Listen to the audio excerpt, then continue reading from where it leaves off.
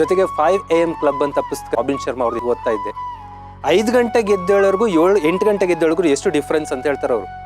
5 AM ಗೆದ್ದವರು 8 AM ಗೆದ್ದವ್ರಿಗೆ 3 ಗಂಟೆ difference ಇರುತ್ತೆ every day.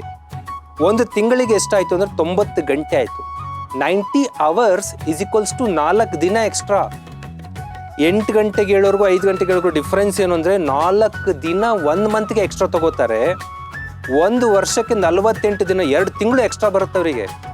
ನೀವು ಅನ್ಬೋದು ಸರ್ ನಾನು 8 ಗಂಟೆಗಿದ್ರೆ ಲೇಟ್ ನೈಟ್ವರೆಗೂ ವರ್ಕ್ ಮಾಡ್ತೀನಿ. ನೋ, ಅತ್ಯಂತ ಪಾಸಿಟಿವ್ ಅತ್ಯಂತ ಪ್ರೊಡಕ್ಟಿವ್ ಅವರ್ಸ್ ಯಾವಾಗಿರುತ್ತೆ ಅಂತಂದರೆ ಅರ್ಲಿ ಮಾರ್ನಿಂಗ್ ಇರುತ್ತೆ.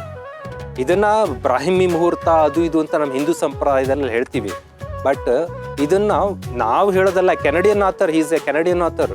ಆತ ಸ್ಟಡಿ ಮಾಡಿ ಅದ್ರ ಜೊತೆಗೆ ಆತ ಸೈಕಾಲಜಿಕಲ್ ಪುರಾವೆಗಳನ್ನ ಇಟ್ಕೊಂಡು ನೋಡ್ತಾನೆ.